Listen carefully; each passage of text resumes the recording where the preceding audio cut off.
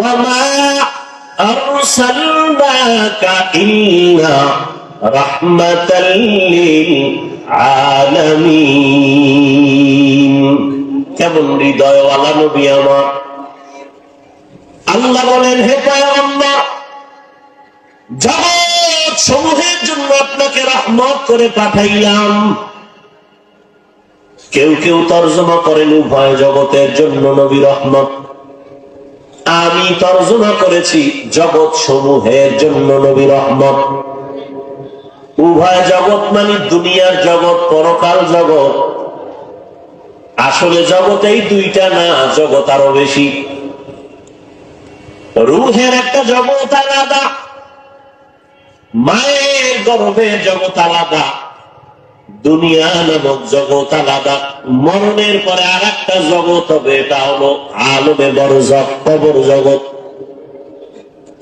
হাসরের ময়দানের একটা জগৎ, ওখান থেকে আলাদা হয়ে আর এক জগতে ঢুকবে, জান্নাতের এক জগৎ, জাহান্নামের আর এক জগৎ। আল্লাহ বলেন, হে নবী, সব জগতের জন্য আমি আপনাকে বানাইলাম রহমতের নবী। আপনি হলেন জগৎ সমূহের জন্য রহমত, আর আমি আল্লাহ হলাম জগৎ সমূহের জন্য রব। আমি হলাম রব্বুল আলামিন। আমি আপনাদের সামনে পড়লাম এবং হাদিস পড়লাম। আলোচনার টোটাল বিষয়বস্তু, আলোচনার মূল হলো রসুলের শান নিয়ে কথা বলা।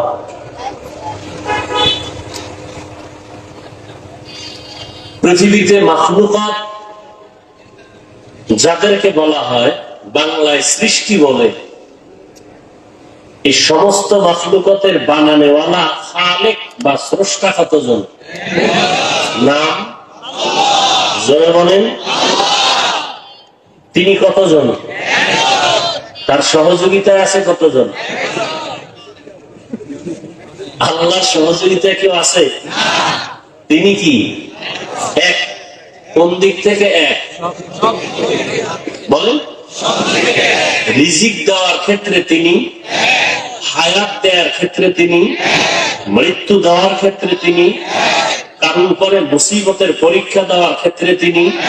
কারো কোনো পরামর্শ নিতে হয়? আল্লাহর কোনো কাজের সিদ্ধান্ত নিতে পরামর্শ লাগে?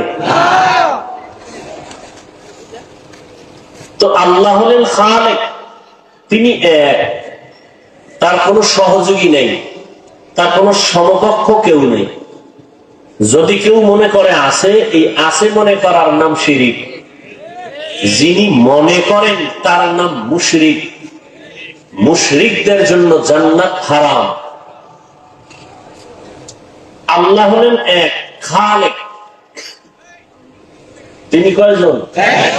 আপনাদের এলাকায় খালেক আছে না? অনেকে ডাকে খালেক, এদিকে আসো। খালেক কতজন?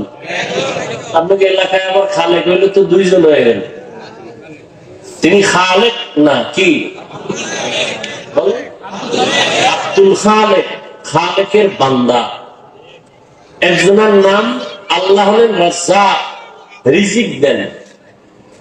মানুষের নামও আছে, নাম শুধু রাজ্জাক না, কি রাজ্জাক বললে গুনাহ হয়। আল্লাহ রাগ করেন, রাজ্জাক তো আমি, তুমি বান্দাকে রাজ্জাক বলো কেন? বান্দাকে বলো আব্দুর রাজ্জাক, রাজ্জাকের গোলাম। তো একজনের নাম আচ্ছা, আব্দুর রাজ্জাকের আব্দু বাদ দিয়ে শুধু রাজ্জাক যদি ডাকেন, এই যুক্তি আব্দুল্লাহর ক্ষেত্রে ডাকেন না কেন? আব্দুল্লাহ নাম আছে না? তাহলে আব্দু বাদ দিয়ে আল্লাহ ডাকেন, ডাকবেন? কেউ ডাকবে? তাহলে আব্দুল্লাহরে যেমন আব্দু শব্দ সহ ডাকতে হবে, ঠিক আব্দুল রাজ্জাককেও আব্দু শব্দ সহ ডাকতে হবে। আব্দুল রাজ্জাক, শুধু রাজ্জাক ডাকলে হবে না। আব্দু বাদ দিয়া রহমান ডাকলে হবে না। আব্দু বাদ দিয়া আল্লাহ ডাকলে হবে না। আব্দুল্লাহ, আব্দুল রাজ্জাক, আব্দুর রহমান, আব্দুল করিম, আব্দুল সুবহান। আর নাম অত সুন্দর করে ডাকি না, ব্যঙ্গ করে ডাকে। সমস্ত মাখলুকাতের মধ্যে যিনি শ্রেষ্ঠ তিনি হলেন রাহমাতুল লিল আলামিন। আলামিন।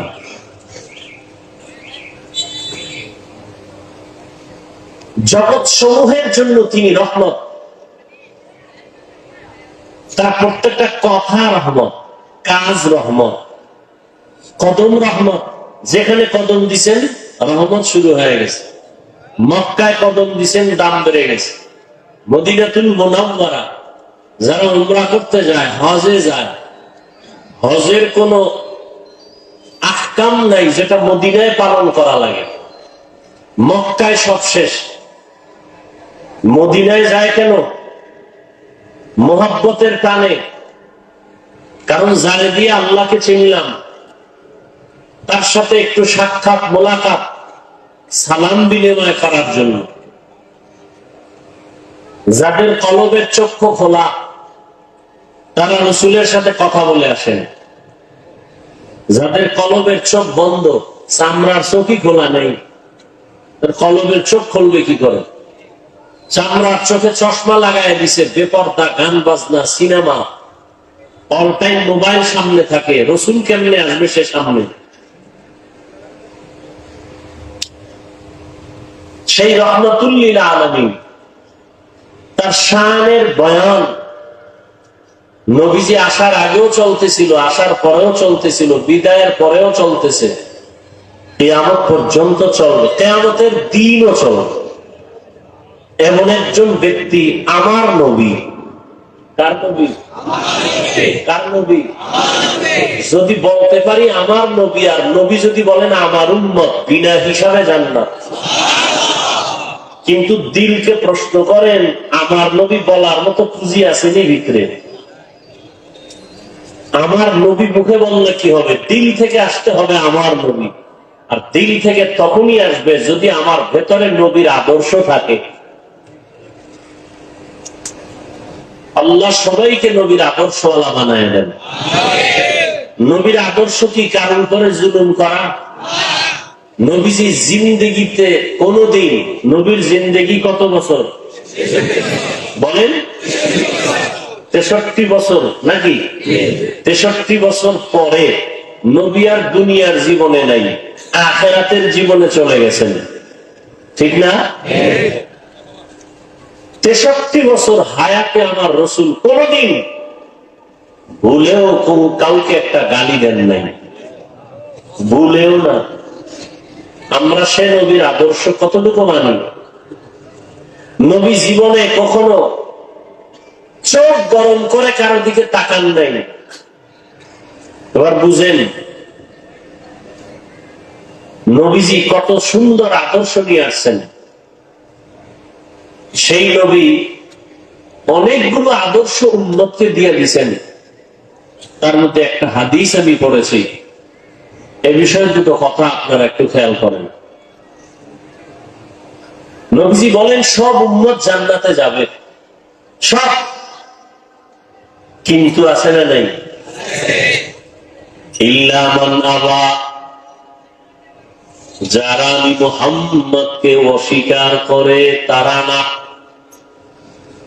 ইল্লা মান আবা, সাহাবায়ে কেরামদের থেকে কেউ প্রশ্ন করলেন, নবী কারা আপনাকে অস্বীকার করে? পরিচয় জানতে চাই। এবার নবী পরিচয় দিতে গিয়া বলেন, নবী বলেন সব উম্মত জান্নাতে যাবে, আমি মুহাম্মদকে যারা মানে না, অস্বীকার করে তারা না। এখন এখানে যারা আছেন, আমার তো দিল বলে একজন ব্যক্তিও নবীকে অস্বীকার করার নাই। সবাই ভালোবাসেন না? সবাই ভালোবাসেন। তাহলে নবীর ওয়াদা, যে আমার অনুসরণ করবে সে জান্নাতি, যে আমার অনুসরণ করবে না, অস্বীকার করবে সে জাহান্নামী।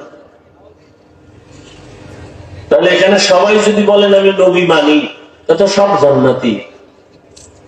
এর বড় কথা বড় কঠিন। নবী বলেন যারা আমি মুহাম্মদকে অস্বীকার করবে তারা জান্নাতে যাবে না।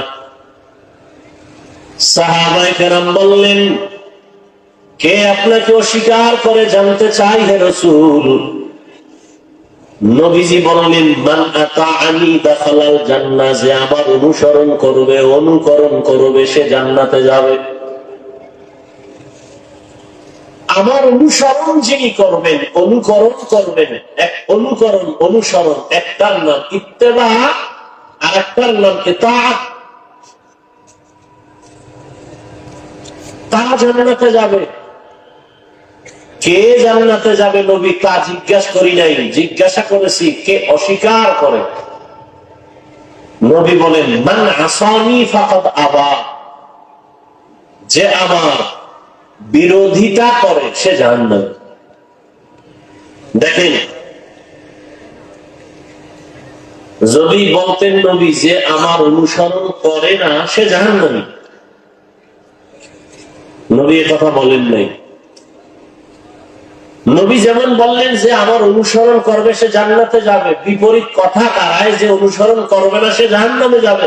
নবী এ কথা বলেন নাই। নবী একটু উম্মতের দরদি তো, এই জন্য রাস্তা খোলা রেখে কথা বলছেন। যে আমার অনুসরণ করে সে জান্নাতে যাবে, যে অনুসরণ করে না সে জাহান্নামে যাবে। কয় না না, জাহান্নামে কে যাবে? কয় একজন অনুসরণ করে না এই জন্য জাহান্নামে যাবে না। তো যে আমার অনুসরণ না করে বিরোধিতা করে সে জাহান্নামে যাবে। কি বুঝলেন? নবীর আদর্শে একজনের দাড়ি রাখে না, নবীর আদর্শে টুপি পরে না, কিন্তু দাড়ির মহব্বত তার অন্তরে আছে, সে জাহান্নামে যাবে না। কিন্তু আর একটা লোক, সে রসুলের আদর্শের দাড়িকে পছন্দই করে না, তাহলে সে কি বিরোধিতা করলো না? নবী বলেন সে জাহান্নামে যাবে। তাহলে একটা লোক নামাজ পড়ে না, তাকে জাহান্নামী বলা যাবে? আগে বুঝতে হবে তার অন্তরে নামাজের মহব্বত আছে কিনা। যদি সে নামাজের বিরোধিতা করে সে জাহান্নামী। নামাজ না পড়া আর বিরোধিতা করা এক না। একজনে নামাজ পড়তে চায়, ঝামেলায় পড়তে পারে নাই, পরে পড়ছে। আর একটা লোক বলে নামাজের কোনো প্রয়োজন নাই, এই লোকটা নামাজের বিরোধী, এই লোকটা জাহান্নামী। খাঁটি তওবা না করা পর্যন্ত জান্নাতের রাস্তা খুলবে না। একজনের টুপি পরে না, তাকে জাহান্নামী বলা যাবে না। আর যদি বলেন আমি টুপি পছন্দই করি না, সেই লোকটা বিরোধিতার কারণে জাহান্নামে যাবে। টুপি না পরা আর বিরোধিতা করা এক না, দাড়ি না রাখা বিরোধিতা করা এক না। অতএব কেউ দাড়ি না রাখলে তাকে জাহান্নামী বলার কোনো সুযোগ নাই। আগে জানতে হবে, বুঝতে হবে সে কি আসলে দরদি না বিরোধী। অনেকে দাড়ি রাখে না। ভাই আপনি দাড়ি রাখেন না কেন? হুজুর মনে চায়, পারি না। দোয়া করবেন, দরকার, চেষ্টা করব। এই লোকটা কি বিরোধী? আরেক ব্যক্তি বলে দাড়ির কোনো দরকার নাই, এই লোকটা বিরোধী। এই লোকটা বিরোধী। নবীজির কথার মধ্যে রহমত, দয়া।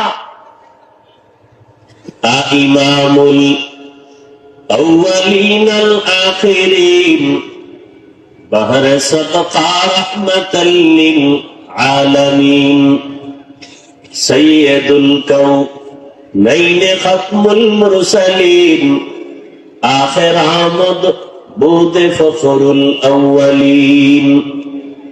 একজন স্কুলে পড়ে, কলেজে পড়ে, ইংরেজি পড়ে, ইতিহাস পড়ে, ভূগোল পড়ে। ও আল্লাহর বান্দা, তুমি ইংলিশ পড়ো কোরআন না পড়িয়া, তোমার পড়ার মাকসাদ কি, উদ্দেশ্য কি? লোকটা ইংরেজি পড়লেই তাকে জাহান্নামী বলা যাবে না। স্কুল কলেজে পড়ে বিদায় তাকে খারাপ বলা যাবে না। সে যদি বলে আমি স্কুল কলেজে লেখাপড়া করে একজন ডাক্তার হতে চাই, ডাক্তার হয়ে মানুষের সেবা করব, আর বিধর্মীদের মোকাবেলায় আমি চ্যালেঞ্জের সামনে দাঁড়ায় যাব, সারা দুনিয়ার বিধর্মীরা মুসলমানের চূড়ান্ত দুশ্মন, দুনিয়ার শুরু থেকে দুশ্মনী করেছে, এখনো করে, কিয়ামত পর্যন্ত করবে। ওরা যদি হঠাৎ এইরকম পানি বন্যা দিয়া আমার দেশটাকে ধ্বংস করার স্বপ্নে লিপ্ত হয়, হসপিটালের চিকিৎসা সেবা বন্ধ করে দেয়, মুসলমানের আর আমরা বন্ধু মনে করব না, ওদের চিকিৎসা দিব না, ডাক্তার দিয়া সার্ভিস দেওয়া হবে না। আমার স্কুল কলেজ পড়ুয়া ডাক্তার ছেলেটা দাঁড়ায় যদি বলে বেঈমানের মোকাবেলায়, আমরা চ্যালেঞ্জ দিয়ে বলবো, ও বেঈমানেরা, তোদের ঔষধ, তোদের ডাক্তারি চিকিৎসা আমাদের প্রয়োজন নাই, আমাদের মুসলমানের জন্য মুসলমান ডাক্তারেরাই যথেষ্ট। কি বলবেন, এই ছেলেটা ডাক্তারি পড়লে জাহান্নামী? দিলকে বড় করতে হবে, অন্যকে দিলে বসানোর মতো জায়গা রাখতে হবে, হিংসার আগুন সব বন্ধ করে দিতে হবে ধৈর্যের পানি দিয়া। আপনি আমি কি মুসিবতে আছি, ওয়ামা আরসালনাকা ইল্লা রাহমাতাল লিল আলামিন। কেমন হৃদয়ওয়ালা নবী আমার। আল্লাহ বলেন, হে পয়গম্বর, জগৎ সমূহের জন্য আপনাকে রহমত করে পাঠাইলাম। কেউ কেউ তর্জমা করেন উভয় জগতের জন্য নবী রহমত। আমি তর্জমা করেছি জগৎ সমূহের জন্য নবী রহমত। উভয় জগৎ মানে দুনিয়ার জগৎ, পরকাল জগৎ। আসলে জগৎ এই দুইটা না, জগৎ আরো বেশি। রুহের একটা জগৎ আলাদা, মায়ের গর্ভের জগৎ আলাদা, দুনিয়া নামক জগৎ আলাদা। মরণের পরে আর একটা জগৎ হবে, এটা হলো আলমে বরজখ, কবর জগৎ। হাসরের ময়দানের একটা জগৎ, ওখান থেকে আলাদা হয় আর এক জগতে ঢুকবে, জান্নাতের এক জগৎ, জাহান্নামের আর এক জগৎ। আল্লাহ বলেন, হে নবী, সব জগতের জন্য আমি আপনাকে বানাইলাম রহমতের নবী। আপনি হলেন জগৎ সমূহের জন্য রহমত, আর আমি আল্লাহ হলাম জগৎ সমূহের জন্য রব। আমি হলাম রব্বুল আলামিন, আপনাকে বানাইলাম রহমাতুল লিল আলামিন। রুহের জগতের জন্য নবী রহমত। কেমনে আলোচনা ওলামাদের মুখে শুনছেন, আমিও করেছি, আজকে নয়। রুহের জগতের জন্য নবী কিভাবে রহমত, মায়ের গর্ভের জগতের জন্য নবী কিভাবে রহমত, দুনিয়ার জগতের জন্য রহমাতুল লিল আলামিন কিভাবে রহমত, কবর জগতের জন্য নবী আলাদা রহমত, হাসরের মাঠের জগতে নবী আলাদা রহমত, জান্নাতের জগতে নবী আলাদা রহমত, জাহান্নামের জগতে নবী আলাদা রহমত। শুনেননি কথাগুলো?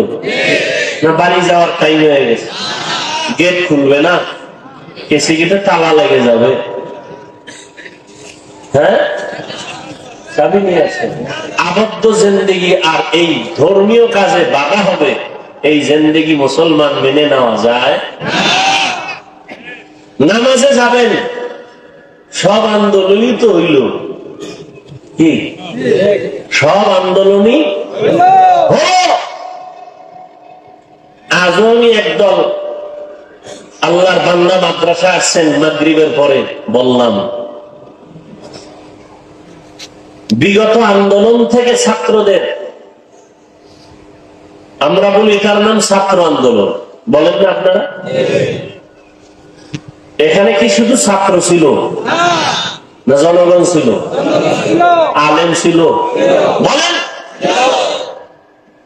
এক কথায় ছাত্র জনতার আন্দোলন। বলেন কি আন্দোলন? যখনই ওলামায়ে কেরাম বিভিন্ন দিক থেকে ময়দানে নেমে আসছে, উম্মত প্রশ্ন ছাড়া নেমে আসছে।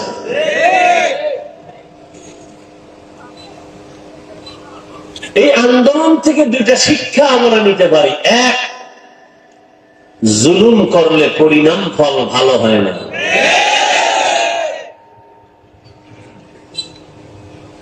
জুলুম তিন প্রকার। কয় প্রকার?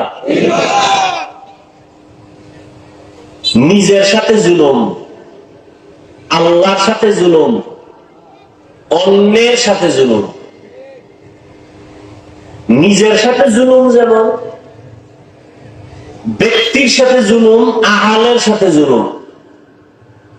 চোখ আল্লাহ যে কাজের জন্য বানাইছেন ওই কাজের চোখ ব্যবহার না করা চোখের জুলুম। হাত আল্লাহ যে কাজের জন্য সৃষ্টি করেছেন এই হাত ওই কাজে ব্যবহার না করা হাতের জুলুম। চোখ বানাইছেন কেন? বেগানা দেখার জন্য। হাত বানাইছেন কেন? ফেসবুকে আলেমদের বিরুদ্ধে লেখার জন্য। জবান বানাইছেন কেন? গীবত করার জন্য। এবং নিজের সাথে জুলুম, আহালের সাথে জুলুম। 7 বছর বয়সের বাচ্চাকে নামাজের মুসাল্লায় দাঁড় করাও, না করানোটা জুলুম।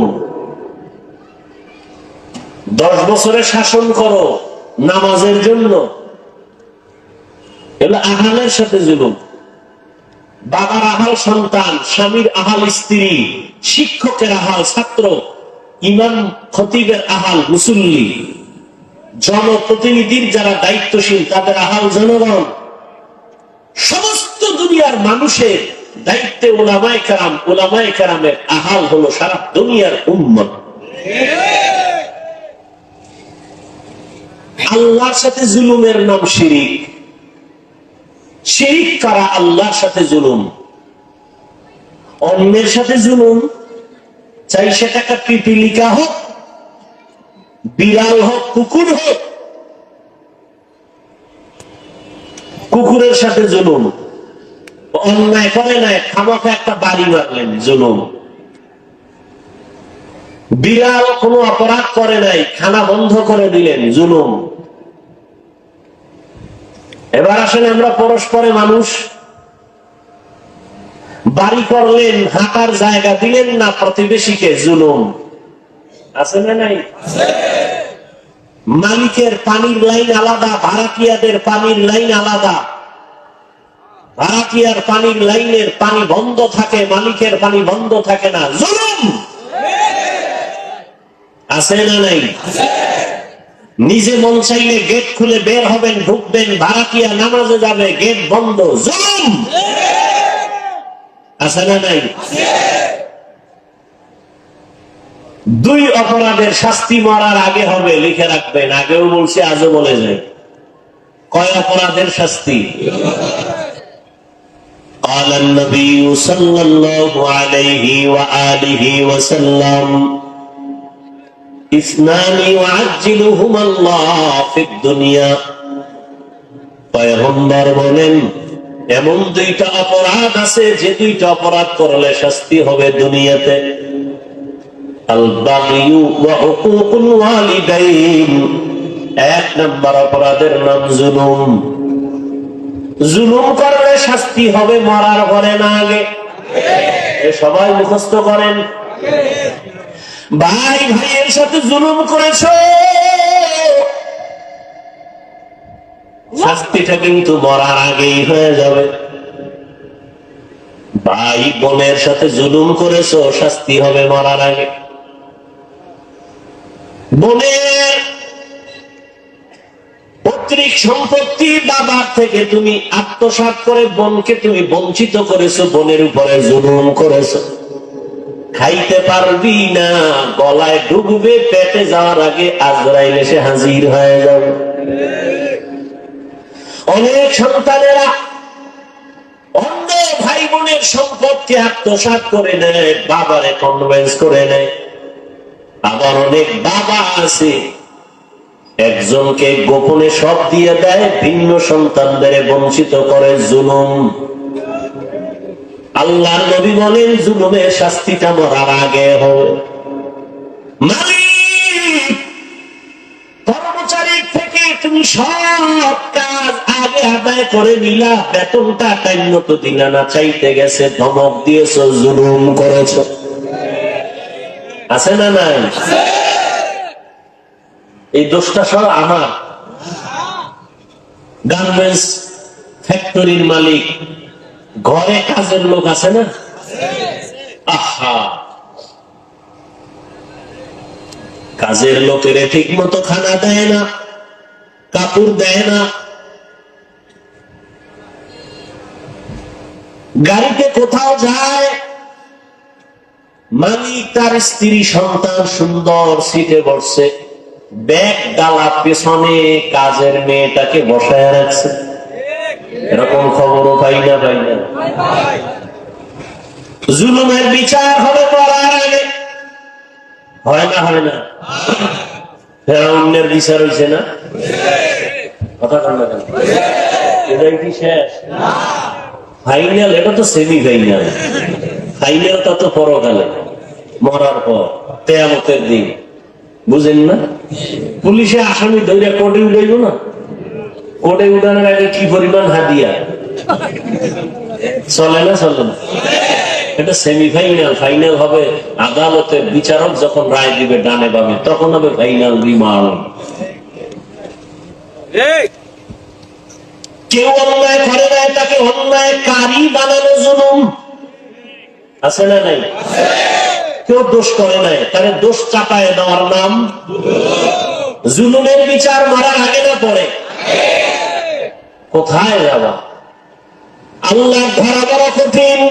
আমি আমাকে বলি, আপনি আপনাকে বলেন, কিন্তু কেমন যেন মনে হয় বয়ানগুলো যেন অন্যদিকে বাতাসে নিয়ে যাইতেছে। নিজের হিসাবটা করেন, আমি আমার হিসাব করি, আমার দ্বারা আমার সন্তানের উপরে জুলুম হলো কিনা। আমি শিক্ষক, আমার দ্বারা ছাত্রের উপরে কোনো জুলুম হলো কিনা। আমি ইমাম খতিব, আমার দ্বারা মুসল্লিদের উপরে কোনো জুলুম হলো কিনা। আমি দোকানের মালিক, কর্মচারীর উপরে কোনো জুলুম হলো কিনা। আমি বাড়ির মালিক, 5 তলা বিল্ডিং আমার, ভাড়াটিয়াদের উপরে কোনো জুলুম হলো কিনা। খালি আওয়ামী লীগের দিকে খুঁজেন নেই, আপনার দোষ দেখবে কি? বিএনপির দিকে মাথা ঘুরান কেন? আপনারটা আগে দেখেন। আপনি মরে গেলে জবাব আওয়ামী লীগ দিবে, আওয়ামী লীগের জবাব আওয়ামী লীগ দিবে, বিএনপিটা বিএনপি দিবে, আপনার আমারটা আপনার আমার দিতে হবে। রাজনীতি করে না যারা, এরকম নাই? এরা জেলখানায় কেন? খালি আওয়ামী লীগ বিএনপি ধরবেন। যারা রাজনীতি করে না প্রচলিত, এরা বিপদে নেই কেন? এরা এদের হাইসিয়তে, এদের লাইনে অপরাধ করেছে। জুলুমের শাস্তি মারার আগে হবে, এটাই ফাইনাল কথা, রাসূলের হাদিস। তো বলতেছিলাম, ছাত্র জনতার আন্দোলন 2টা শিক্ষা আমাদের দেয়। জুলুমের পরিণাম ফল ভালো না, কখনোই ভালো না। দ্বিতীয় সবক, এই আন্দোলন থেকে ঐক্যবদ্ধ আওয়াজ ছাড়া সফলতা সম্ভব না। আওয়ামী লীগ বিএনপি বুঝি না, আজকে সব আলেম ওলামা এক হয়ে যাক, বাংলাদেশ নতুন সাজে সাজবে। হতে দিবে না এরকম বহু শয়তান ভেতরে ঢুকে আছে না নাই? ওই যারা ফেসবুকে লেখালেখি করে একজনের পক্ষে আর একজন আলেমের বিরুদ্ধে, এরা শয়তানের এক দলের অন্তর্ভুক্ত। আলেমের বিরুদ্ধে তুমি লেখলে কি হবে ইসলামের? ইসলামের কি লাভ হবে বলো? বরং তুমি আলেমদের মাঝে ফাটল তৈরি করার জন্য দায়ী। আর জানো, উলামায়ে কেরামের একতাবদ্ধ শক্তি কত পাওয়া। সবাই দিল থেকে আলেমকে মহব্বত করে, যখনই একতাবদ্ধতার মঞ্চের দিয়ে তাকায় তখন দূরে সরে যায়। না, আমরা এক নাই, আমরা কেমনে থাকি? তুলনামূলক কমে আসতেছে, কিন্তু ফেসবুক যতদিন বন্ধ না হবে, আমি ওলামাদের এক মজলিসে মক্কায় বসে মদিনায় বলছি, আলেমদের বিরুদ্ধে বয়ান করা ফেসবুকে লেখা যতদিন বন্ধ না হবে, মিটিং হবে, নাস্তা হবে, কিন্তু ঐক্য থাকবে না। কেউ কাউকে আসমানি রইব, কেউ কাউকে জমিনের নিচে নিবে ফেসবুকে লেখার দ্বারা। এর দ্বারা দূরত্ব তৈরি হবে। কোনদিন মঞ্চে একসাথে বসবো ঠিক, একতাবদ্ধতার মেয়াদ থাকবে না। দোয়া করি, আপনারাও দোয়া করেন, ওলামায়ে কেরাম সব এক হয়ে যায়, আল্লাহ তৌফিক দান করেন। সেক্ষেত্রে আপনারা দোয়া তো করবেনই, দোয়া করতে সমস্যা হলে অন্তত বদদোয়া করবেন না। আপনার বদদোয়া কবুল হবে কিনা সেটা পরের কথা, করবেন না। উপকার পারলে করেন, না হয় চুপ থাকেন, বিরোধিতা করিয়েন, ফায়দা নাই, লাভ নাই, ইসলামের কোন উপকার নেই। জুলুমের বিচার এ দুনিয়ায় হবে মরার আগে। আল্লাহ জুলুম থেকে আমাদেরকে হেফাজত করেন। জুলুম শেষ হয়ে গেছে? আওয়ামী লীগ গেছে গিয়া, এরপর বাড়ি ঘরে আগুন লাগাইছে কারা, মানুষ মারে কারা, দোকান বাড়ি ঘরে ডাকাতি হয় কারা করে, জিনেরা, ভারতের ফেরেশতারা। হ্যাঁ, জুলুম চলে না? চলে না? জুলুমের বিচার মরার আগে না পড়ে? ভালো করে লিখে রাখবেন আর দোয়া করবেন, আল্লাহ জুলুম থেকে এ দেশ এবং জাতিকে হেফাজত করেন। আমরা জুলুম চাই না, জালেমকে চাই না। আমরা আখিরি নবীর মহব্বতের আদর্শের উম্মত চাই। প্রত্যেকটা ক্ষেত্রে কারোটা মানুষ দেখে, কারোটা দেখে না। আপনি ভাইয়ের সাথে জুলুম করতেছেন, মেয়ের সাথে জুলুম করতেছেন, বোনের সাথে করতেছেন, দোকানওয়ালা কর্মচারীর সাথে করতেছে, কেউ দেখে না, আল্লাহ তো দেখতেছেন।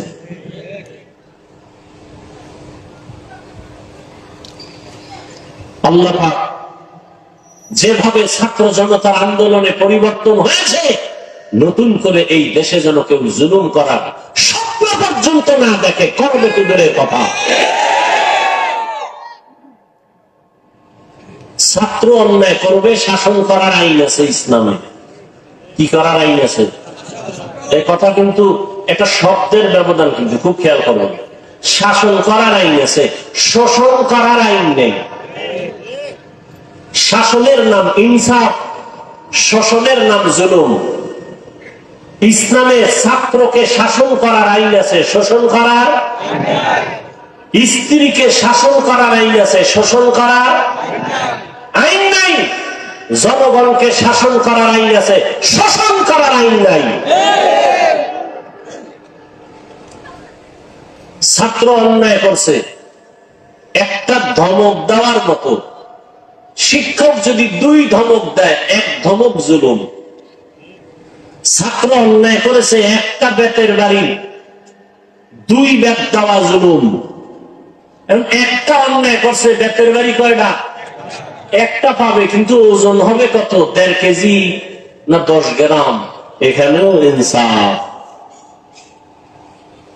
অন্যায় করেছে, একটা বেতের বাড়ি পাবে, ওজন হবে মাত্র 10 গ্রাম, আধা কেজির ওজনে বেতের বাড়ি দেওয়া জুলুম।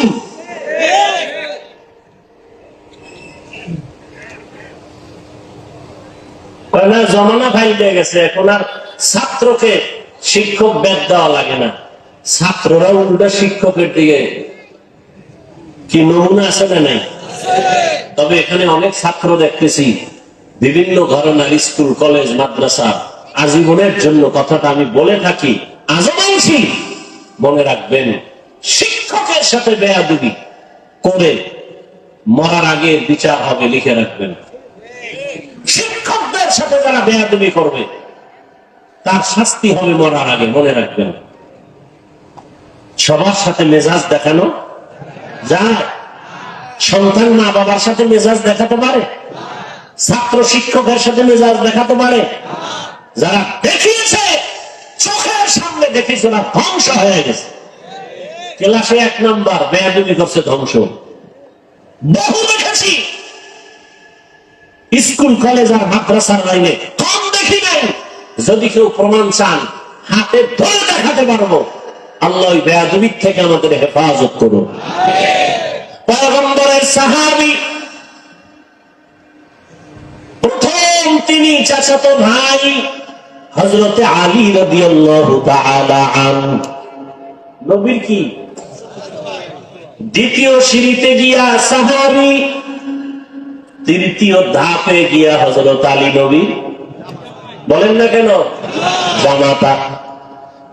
ওই হযরত আলী আল্লাহর শুকর আদায় করেন,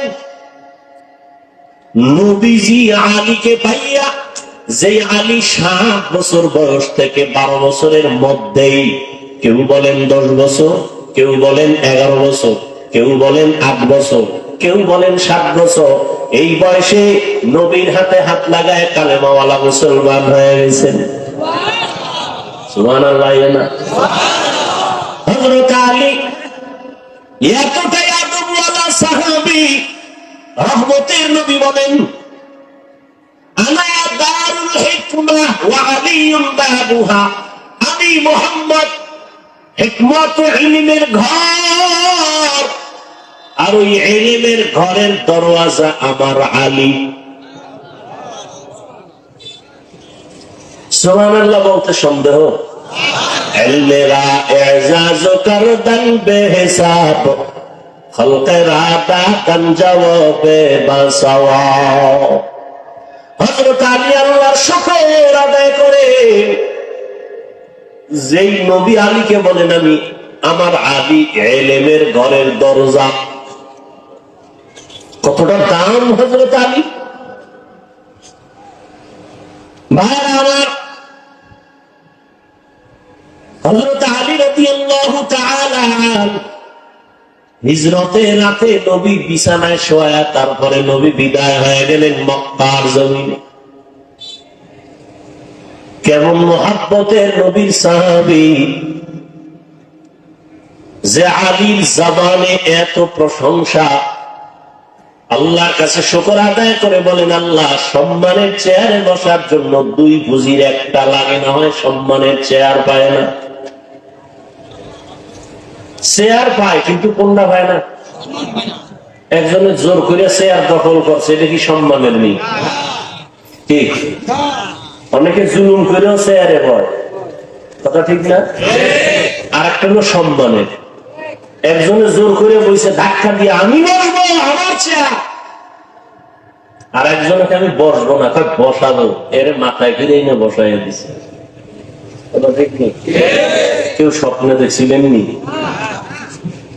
যাকে বলছে হেও স্বপ্ন দেখেন যে আমার বাংলাদেশের চেয়ারে বসাইবে, কথা ঠিক না? ওয়াজ বুঝেননি, কি বুঝেন? ভাইরা আমার, এরপরও কিন্তু ভয়,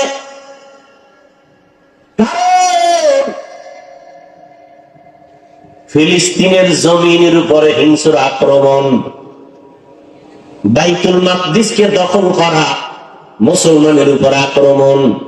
বাংলাদেশটা কিন্তু ছোট, মানচিত্রের দিকে তাকাইলে ছোট্ট একটা দেশ, টুপিওয়ালায় ভরা, মাদ্রাসায় ভরা। ভারতের জমিনে হাজার হাজার হাজার মাদ্রাসা, লক্ষ লক্ষ আলিম। 800 বছর পর্যন্ত স্পেন জমিন শাসন করেছে মুসলমান। 100 বছর মুখস্থ করো। একটা জাতিকে ধ্বংস করার জন্য তার ইতিহাস ভুলায় দেওয়া যথেষ্ট, মনে রাখো। 800 বছর পর্যন্ত স্পেন জমিন শাসন করেছে মুসলমানেরা। কোরআন শরীফের উল্লেখযোগ্য তাফসীর হলো কুরতুবী। ওই স্পেন জমিনে বসে লেখা 30 খণ্ডের তাফসীর, তাফসীরে কুরতুবী। ওই 800 বছরের শাসনের মুসলমান দেশ স্পেনের মধ্যে গিয়ে দেখো আজান বন্ধ। বেশি লাভ হইও না রে যুবক, সাবধান। ভারতের চোখ যদিও একটু পর্দা লাগাইছে, আমেরিকার চোখ কিন্তু এখানে বড় করে রাখা আছে। ঠিক বলতে কি কষ্ট লাগে না? ভাবতে হবে নাকি? একটু ভাবতে হবে। আমেরিকার ডব্লিউ বুশ বলেছিল, আমি সারা দুনিয়ার নারীদের যুবতীরে দেখতে চাই বেপর্দা, আর যুবকদের দেখতে চাই দাড়িবিহীন। ভাইরা আমার, আসামের মুসলমান, কাশ্মীরের মুসলমান, বসনিয়া চেচনিয়ার মুসলমান, ওদিকে বার্মার মুসলমান, চতুর্দিকে মুসলমানের উপর আক্রমণ চলতেছে। আমার উপরে পড়বে না বলা যায় না, তবে ইনশাআল্লাহ চোখের পানি থাকবে, নামাজ থাকবে, সততা থাকবে, জুলুম থাকবে না। আল্লাহ পাক ফেরেশতা পাঠাইয়া আমাদের হেফাজত করবে। জানি না আরবের ভেতরে কারা এই অভিযোগে অভিযুক্ত, টাকা কামাই করে রাসূলের দেশে বসে যারা জুয়া খেলে, জানি না কারা, আল্লাহ জানেন, তাদেরকে হেদায়েত দান করুন। হযরত আলী রাসূলের এত আপনের সাহাবী, সম্মানের জন্য দোয়া করলেন, ও আল্লাহ, দুই পুঁজির একটা লাগে সম্মানের চেয়ারে বসার জন্য, একটা পুঁজির নাম হলো শিক্ষাগত যোগ্যতা, ইলম, আর একটা পুঁজির নাম হলো সম্পদ, টাকা পয়সা। একটা লোক কলম দিয়ে দস্তখত দিতে পারে না, এরপর সবাই চেয়ার আগায় দেয়, কি ও কয় আমগো দেশের দানবীর আছে না নাই, সমাজ সেবক, অনেক টাকার মালিক। আরেকজন কোন টাকা নাই, তাকে সম্মানের চেয়ার আগায় দেয়, কেন? বলে আমার স্কুলের হেডমাস্টার, শিক্ষিত মানুষ। হযরত আলী বলেন, ও আল্লাহ, দুই পুঁজির আসলটা আমাদের দিছেন, কি? ইলম দিয়েছেন, টাকা পয়সা দেন নাই। নবীজি দোয়া করলে কবুল হইতো না? সেই নবী খন্দকের যুদ্ধে গিয়া পেটে পাথর লাগলেন, মদিনাতুল মুনাওয়ারার পাশে খন্দক, সাহাবায়ে কেরাম নিয়া ভক্ত খনন করলেন, নবী ওই কাজে হাত দিলেন। সাহাবায়ে কেরাম কেউ কষ্ট সহ্য করতে না পেরে ছুটি চাইলেন, মিথ্যা অভিযোগ দিয়ে বললেন বাড়িতে অসুস্থ রোগী আছে, বাড়ি যাব, বাড়ি পাহারা দেওয়ার কেউ নাই, যাব। জিবরাইল এসে বলে, নবী আদের অন্তরে নিয়ত খারাপ, কষ্ট, এই জন্য মিথ্যা কথা বলে যেতে চায়, এদের অন্তরে নেফাকি। আল্লাহ আয়াত নাযিল করে দিলেন, সাহাবায়ে কেরামদেরকেও পেটে পাথর বেঁধে নবীর সামনে আছেন, ইয়া রাসূলুল্লাহ, না খেয়ে কষ্ট করে পেটে পাথর বাঁধছি, একটা ক্ষুধা সহ্য করতে পারি। মনে মনে ভাবছে নবী মনে হয় আরামে আছে। সবার কথা শুনে নবী কয়, সাহাবায়ে কেরাম, আপনারা পেটে পাথর বাঁধছেন একটা, আমি মুহাম্মদ রহমতের নবী, আমার জামাটা উঠাইয়া আমি দেখাই, দেখেন রহমতের নবী আমার জামাটা উঠাইয়া দেখাইলেন। সাহাবায়ে কেরাম দেখে আমাদের পেটে পাথর একটা, রহমতের নবীর পেটে পাথর দুইটা। ক্ষুধা কষ্ট, নবী যদি দোয়া করতেন উহুদ পাহাড় স্বর্ণ হয়ে যাও, না, কষ্টের মধ্যে শান্তি, ভোগ বিলাসের মধ্যে কি নাই? দেখছেন শান্তি আনতে আর হননি, কি পরিমাণ শান্তি! আল্লাহ, জুলুমের শাস্তি দুনিয়ায়, কষ্টের জিন্দেগি। নবী আবার 1 বছর না, 2 বছর না, 3 বছরের মতো সময় আমার নবীরে মক্কার বেঈমানেরা গৃহবন্দী করে রাখছে শিয়াবে আবু তালিবের ভেতর, পানি দেয় না, খানা দেয় না। রহমতের নবী আমার গাছের পাতা ছিঁড়ে ছিঁড়ে চাবাইয়া তারপরে পেটের ক্ষুধা নিবারণ করো, না খাইয়া মরে না যুবক, প্রয়োজনে না খাইয়া মরিও, কিন্তু হারাম খানা ভেতরে ঢুকাইও না রে বাবা। শান্তি নাই, শরীরে রোগ বেড়ে যাবে, অশান্তি শুরু হয়ে যাবে। হযরত আলী রাদিয়াল্লাহু তাআলা আনহু বলেন, মান আল্লামানি হারফান ইন শাআ বাআ ওয়া ইন শাআ আতাকা, আমাকে একটা অক্ষর যিনি শিক্ষা দিয়েছেন, তিনি আমার কাছে এমন দামি যে আমাকে চাইলে বিক্রিও করে দিতে পারেন, গোলাম বানাইয়াও রাখতে পারেন। এই ছাত্ররা, হযরত আলী বলেন, একটা অক্ষর আমাকে যে শিক্ষা দিল তার দাম কত? আমাকে বিক্রিও করে দিতে পারে, আমাকে গোলাম বানাইয়াও রাখতে পারে। এবার শিক্ষকের মর্যাদা।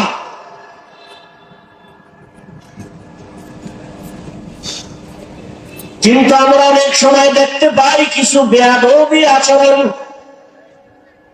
আর এর পরিণাম ফলে দুনিয়াতেই সে ধ্বংস হয়ে যায়। ও ছাত্র ভাইরা, আল্লাহর মহব্বত নিয়ে বলছি, কারো পারলে উপকার করবেন, না হয় চুপ থাকবেন, বেয়াদবি যেন না হয়, ক্ষতি যেন না হয়। নবীজি বলেন, মান তাওয়াযা লিল্লাহ রাফাআহুল্লাহ, যে ব্যক্তি আল্লাহর জন্য নিজের ছোট বানায় দেয়, আল্লাহ তার মর্যাদা বাড়ায় দেয়। রাহমাতুল লিল আলামিন এমন আদর্শ নিয়ে দুনিয়াতে আসলেন, যেই মক্কার মানুষ ছিল পৃথিবীর নিকৃষ্ট, লম্পট, চরিত্রহীন, খারাপ। ওই জায়গায় আমার নবীকে আল্লাহ পাঠাইলেন। মক্কা নগরীর মানুষের মতো খারাপ মানুষ জমিনে আর ছিল না। ওই জায়গায় শ্রেষ্ঠ আদর্শের নবীর আল্লাহ পাঠায় দিলেন। 13 বছরের মেহনতে মক্কার মানুষগুলো জান্নাতি মানুষ হয়ে গেছে। মাত্র 13 বছরের মেহনত, নবী একটা গালি দেন নাই, কিচ্ছু বলেন নাই। সুন্দর ব্যবহার, সুন্দর আচরণ। আল্লাহ পাক আমার নবীকে এমন দয়ার নবী করে পাঠাইলেন। নবী এসে দেখে মক্কার মানুষ এতটা খারাপ, কন্যা সন্তানদের এরা পছন্দ করে না, নারীদের সমাজের বোঝা মনে করে, বিধবা নারী পছন্দ করে না। বাবা ছেলে হইলে খুশি হয়, মেয়ে হইলে মুখ কালা করে বেজার হয়। এমনকি মেয়েকে জ্যান্ত দাফন করে, হত্যা করে বাবা। ওই সময় রাসূল আসছেন, কন্যাদেরকে পছন্দ করে না। এই বাক্যি মনে করেন ভালো না জালেম? সেই রাসূলের যুগের 2-1টা জালেম এখনো আছে না নাই? ছেলে হলে খুব খুশি, মেয়ে হলে কষ্ট পায়। স্ত্রীর সাথে রাগ করে কথা বলে না, মেয়ে হলো কেন, মেয়ে হলো কেন, এটা স্ত্রী কি জবাব দিবে? স্ত্রীর কোন হাত আছে এখানে? লিল্লাহি মুলকুস সামাওয়াতি ওয়াল আরদ ইয়াহাবু লিমান ইয়াশাউ ইনাসান ওয়া ইয়াহাবু লিমান ইয়াশাউ যুকুর আও ইউযাওবিজুহুম যুকরানাও ওয়া ইনাসা ওয়া ইয়াজআলু মান ইয়াশাউ আকিমা ইন্নাহু আলিমুন কাদির।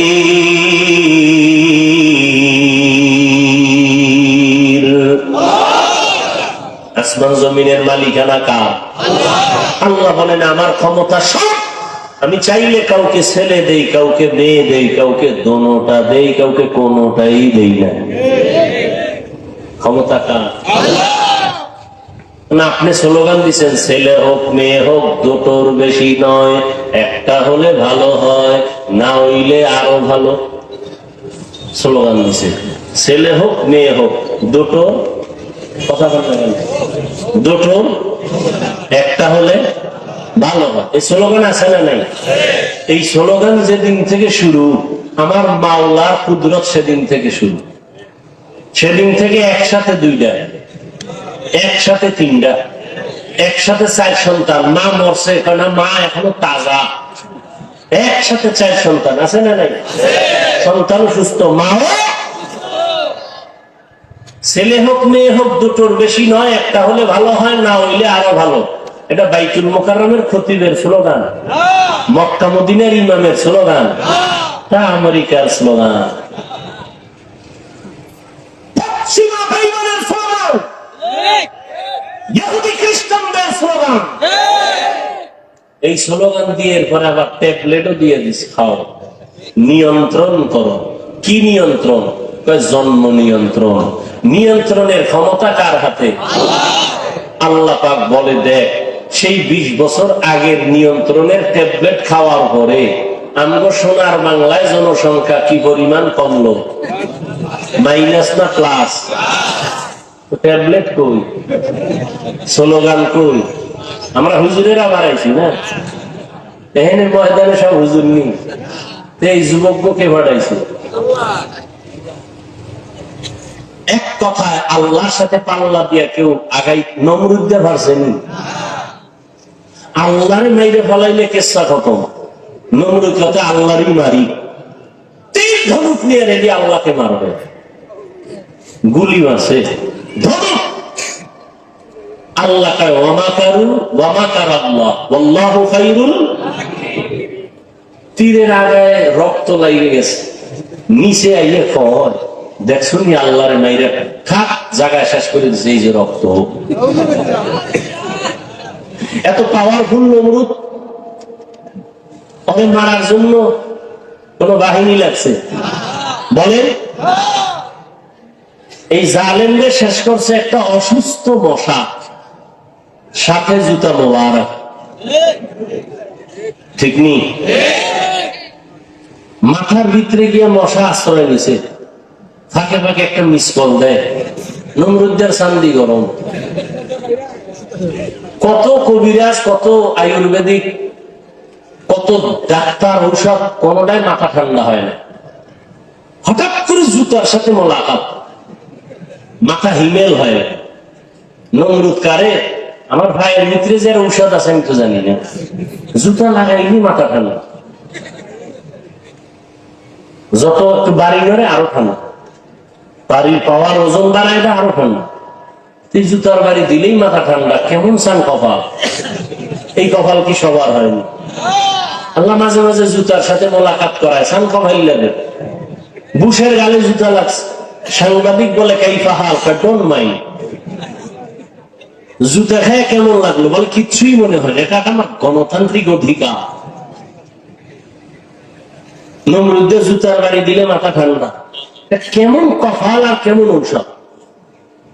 এটা তো আর কোনো বানানো ঔষধ না, আমাদের ইতিহাস তো ইসলামে আছে। এমনি জুতার বাড়ি কে দিবে? তা আলাদা কর্মচারী রাখো, বেতন দিয়ে, কামি হইলো বেতন দিবে, জুতার বাড়ি না। জুতার বাড়ি দেয় একজন, দেয় বাথরুমে যাওয়া লাগবে না তো? স্যার আমি বাথরুমে যাবো, আর একজন রাখতে হবে, আমি একা পারি না। এবার ডবল কর্মচারী, ওর কাজ কি? জুতার বাড়ি। নমরুদের ডাক দিয়ে কয়, যত জোরে মারবি বাড়ি, বেতন বাড়ায় দিবি। আল্লাহ কুদরত কত কঠিন! আল্লাহ চাইলে মুহূর্তে সব কিছু করে দিতে পারে, মুহূর্তে। জীবনে কল্পনা যা হয় নাই আল্লাহ তা করে দিতে পারে। আমরা এখন আনন্দে নাচতেছি, কি নাচতেছি না?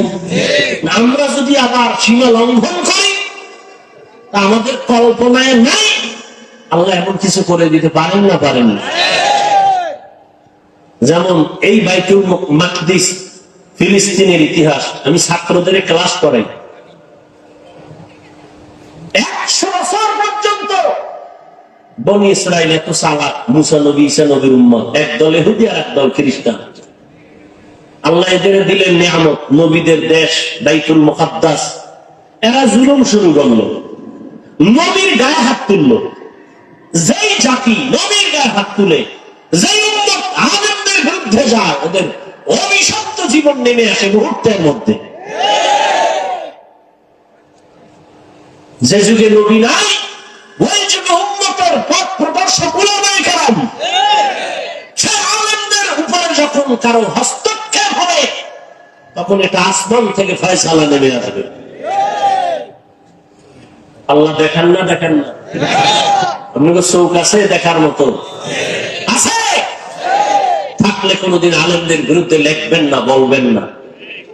কোন আলেমকে কখনো বয়ান দিতে যাবেন না।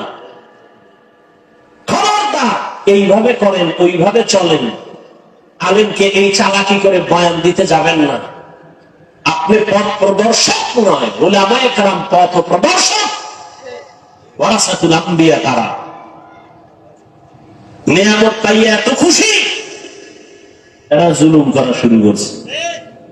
এইবার আল্লাহ আর এক জালেমের ওদের মাথায় চাপায় দিছে। এবার মজা লুজ।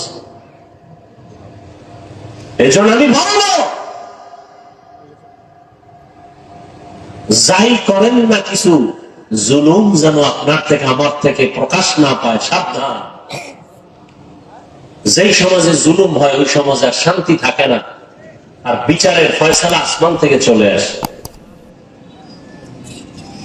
নমরুদের ফয়সালা হয়ে গেল। রহমতের নবী এমন এক টাইমে আসেন, কন্যাদেরকে হত্যা করে নবী এসে নারীদের জন্য রহমতের চাদর বিছাইয়া দিলেন আর বললেন, আমি শুধুমাত্র মক্কা আর মদিনার নবী না, আমি দো জাহানের সরদার, সমস্ত জগতের জন্য আমি নবী। আমার একটা ছেলে নাই, আমি 4 কন্যার বাবা। কয় কন্যার বাবা? নবীর ছেলে আছে? ছোটবেলা আল্লাহ দিছিলেন, নিয়ে গেছেন। এবার চিন্তা করেন, আপনার ছেলে একটা আছে, আপনি তো মনে করেন আপনার শক্তি বেড়ে গেছে। নবীর একটা ছেলেও নাই, নাই তো নাই। এর মধ্যে আবার কাটা গায়ে লবণ দিচ্ছে। মক্কার কিছু কাফেরেরা কয় মুহাম্মদের বংশ শেষ, ও মরে যাবে, বংশ শেষ হয়ে যাবে, ওর বংশ রক্ষার কোন ছেলে নাই। নবীর দুঃখ লাগছে। আল্লাহ কয়, নবী আমি আপনার ডাইরেক্ট ছেলে না দিলেও এমন ব্যবস্থা দিছি, কিয়ামত পর্যন্ত আপনার প্রশংসা থাকবে সবার মুখে। ইন্না আতাইনা আল কাউসার, আমি আপনাকে কাউসার দিলাম। কাউসারের এক অর্থ হলো রুহানি সন্তান। যদিও নবীর ঔরত জাত সন্তান নেই, কিন্তু গোটা দুনিয়াতে ১৫০০ বছর পরেও রুহানি সন্তানের অভাব নেই দুনিয়াতে। আজও রাসূলের বিরুদ্ধে কথা বলে কেউ নিস্তার হয় না। রুহানি সন্তানেরা মাথা উঁচু করে আন্দোলনে নেমে পড়ে। রাসূলের দুশমনরা কেউ মাথা উঁচু করে দাঁড়াতে পারে না, কোরআনের বিরুদ্ধে কথা বলে দাঁড়াতে পারে না, ইসলামের বিরুদ্ধে কথা বলে দাঁড়াতে পারে না, কিয়ামত পর্যন্ত পারবে না ইনশাআল্লাহ। এমন রহমতের নবী বলেন, আমি 4 কন্যার বাবা। আর কন্যার বাবাদেরকে বলে দিলেন, এই কন্যার বাবারা, একটা কন্যা পেয়েছো তো একটা জান্নাতের মালিক হয়ে গেছো। সুবহানাল্লাহ। 2টা কন্যা পেয়েছো, 2টা জান্নাতের মালিক হয়ে গেছো। তার মানে যারা কন্যা পাইছো তোমার ঘর রহমতে ভরপুর হয়ে গেছে। তাসলিমা কয়, নারীদের উপরে আল্লাহ জুলুম করছে, আল্লাহ বড় জালেম। দেখেন কি পরিমাণ অপরাধের কারণে দেশেও আর থাকার কোন সুযোগ।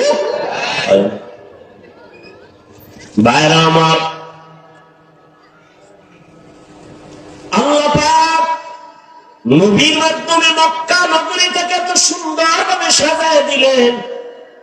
ওই আদর্শ আজকে যারা পালন করে ১৫০০ বছর পরে আজও তারা শান্তিতে আছে, সম্মানে আছে। নবী বলেন, আমি 4 কন্যার বাবা। ও কন্যার বাবারা, একটা কন্যা যদি পাওয়াটা জান্নাতের মালিক হয়ে যাবে। কন্যাদের অধিকার আল্লাহ বাড়ায় দিলেন নবীর মাধ্যমে। রহমতের নবীর 25 বছর বয়স। রহমতের নবী হিসাবে কত পাওয়া, আবার আল্লাহ তাকে আলাদা স্পেশাল পাওয়ার দিলেন, নবীকে আলাদা। 25 বছরের কালে নবীর কত পাওয়ার যৌবনের। এই যুবকেরা, নাস্তিকদের জানায় দাও, 25 বছরের যুবক আমার নবী, তার শক্তি কত, যৌবনের পাওয়ার কত। যুবকেরা টের পাওনি? কি টের পাবো? মোবাইলে সব শেষ, সবগুলো হারমালের রোগী হয়ে গেছে, সবগুলো। 25 বছরের যুবক, ফুটন্ত গোলাপের মতো চেহারা, আর চেহারা সব কার্টুন হয়ে গেছে, কার্টুন। সারাদিন কার্টুন দেখতে দেখতে আর মোবাইলে সারা রাত সজাগ থেকে উল্টা পাল্টা রাস্তায় ঘুরতে ঘুরতে শরীর শেষ, যৌবন শেষ, জীবন শেষ, চেহারার মধ্যে কোনো নূর নেই। কে বলবে এই কথা? কে বলবে এই কথা? আর ওদিকে ওপেন চ্যালেঞ্জ দিয়ে রাখছে বাসের সাইনবোর্ডে লাগায়। উড়ি এমন বেহায়া, নির্লজ্জ, মানুষের লজ্জা শরম থাকবে না। রাসূল বলেন, লা ঈমানা লিমান লা হায়া আলা, যাদের লজ্জা নেই ওদের ঈমান নাই। যুবকরা এগুলো করতেছে, ওদিকে হারবালওয়ালারা সাইনবোর্ড পোস্টার, মেয়েরা ঘুরে ঘুরে ঘুরে ঘুরে হ্যান্ডবিল বিলি করতেছে, লিফলেট বিলি করতেছে, ওপেন চ্যালেঞ্জ, এই সমস্ত বাসে কথা বলে। লজ্জা শরম কই গেল? মোবাইল তো আমরাও চালাই, আর এটা এমন একটা যন্ত্র, এটা ছাড়া চলার উপায় নেই। কিন্তু ভালো দিকটাকে আমরা গ্রহণ করি, খারাপ থেকে দূরে থাকি। এমনি তো একটা টাচ মোবাইলের দিকে তাকায় থাকলে চেহারার কি ক্ষতি হয়, শরীরের কি ক্ষতি হয়। গুগলে ঢুকো, জীবন মর্ত আকামি করো, আজকে একটু কিছু তথ্য নাও, তুমি তো ওখান থেকে শিক্ষার বহু কিছু আছে। তুমি যদি চাও মোবাইল থেকে অনেক কিছু শিখতে পারো। বড় বড় বিধর্মীরা মুসলমান হয় কেন? ওরা গবেষণা করতে করতে দেখে আল্লাহর খোঁজ পেয়ে যায়, যেন একজন সৃষ্টিকর্তা আছেই। না এই যে কান্না করি, চোখ থেকে কি পরিমাণ পানি বের হয়, এই পানি কোথায়? হ্যাঁ, এগুলো চিন্তা করার বিষয়। দাড়ি ছিল না, হঠাৎ দাড়ি উঠতেছে, বাড়তেছে, চামড়া কাটো তো ভিতরে এগুলি কি পেঁচানো আছে কিনা ওটা লাইন মতো বাড়তেছে, কেটে দেখবা কিচ্ছু নাই, অথচ বাড়তেছে। মহিলাটা তো বাড়ে না। তুমি গাভীর থেকে দুধ নাও 20 কেজি, কালকে সকালবেলা গাভীর ওলানটা কেটে দাও, দেখো তো কয় কেজি বের হয়। আর কেজি নিয়ে গুল্লি মারেন, এক ফোঁটা আসবে না। চিন্তা করেন তো। অথচ 20 কেজি দুধ 5 মিনিটে আপনার পাত্র ভরে যায়, আপনি ওলানটা কেটে দেন, এক ফোঁটা দুধ আসবে না। খায় ঘাস, বের হয় সাদা পিওর দুধ। রাসূল বলেন, দুধ পান করো, গাভীর বরকত। কিতাবে দেখছি দুধ পানের মধ্যে 10টা রোগের ঔষধ আছে। এতটা দামি গাভীর দুধ, অথচ ওলান কেটে ফেললেন, দুধ নাই। আল্লাহ কুদরত। এজন্য আল্লাহ কোরআনে বলেন, ওয়াফি আনফুসিকুম আফালা তুবসিরুন, তুমি নিজের মধ্যে তাকাইয়া কি তুমি দেখো না আমি আল্লাহর কুদরত কেমন? মাইকে কথা বলতেছি, বিদ্যুতের চার্জ, ব্যাটারি চার্জ চলে যায়, আর জিব্বা নামের মেশিন দিয়ে যে কত কোটি কথা সাপ্লাই দিলাম এই বয়সে, একদিনও তেল লাগলো না, পেট্রোল অকটেন কিছুই লাগলো না। গাল ব্যথা করে, মাথা ব্যথা করে, কপাল ব্যথা করে, চোখ ব্যথা করে, ঠোঁট ব্যথা করে, জিব্বা নামের মেশিন কখনো ব্যথা করে না। করেনি? বড় কঠিন। প্রধানমন্ত্রী বক্তব্য দিলেন, টিম গঠন করে লিখে দাও কি বক্তব্য দিব জাতির সামনে, 5 মিনিটের বক্তব্য লিখে দাও, যদি ভুল ভাল বলে ফেলি তো মানুষ আমার উল্টা হয়ে যাবে। আর আমরা ঘন্টাকে ঘন্টা প্রতিদিন বয়ান করি, ফজরের পরে বয়ান, আসরের পরে বয়ান, মাগরিবের পরে বয়ান, এশার পরে বয়ান, 12 মাস। অনবরত কথা ডায়েরিতে লিখে আনি নাই, মুখস্থ করে আসি নাই। কি বয়ান আজকে এলাকায় করব তাও মুখস্থ করে আসি নাই, কিন্তু একের পর এক কথা বের হচ্ছে, বের হচ্ছে, বের হচ্ছে, টাইম মতো ঘুম নাই।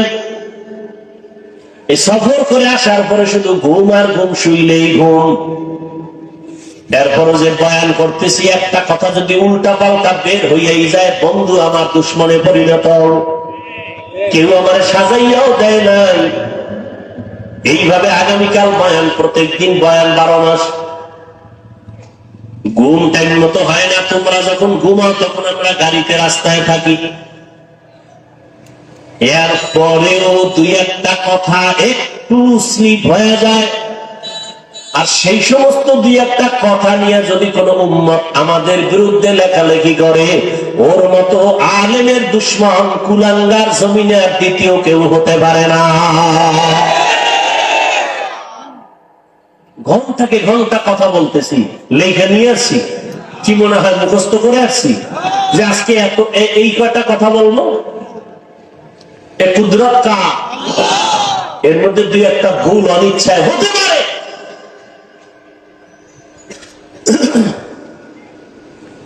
তুমি এইসব বলো না। তুমি এত বড় বুদ্ধিজীবী, লাকুম দিন হুকুম ওয়ালিয়া দিন, বুখারীর হাদিস কয়ে আলাইছে। হ্যাঁ, ঈদের নামাজের জানাজা বানাই লাইছে, আছে না নাই? হ্যাঁ, আল্লাহ আমাদের হেদায়েত দান করুন। কষ্ট হইতেছে, আর একটু সামনে আগাবো। ঘুমাবানো তো, ঘরে মোবাইলই চালাবা, কি হবে? হায় হায় হায়। وَمَا أَرْسَلْنَاكَ إِلَّا رَحْمَةً لِلْعَالَمِينَ।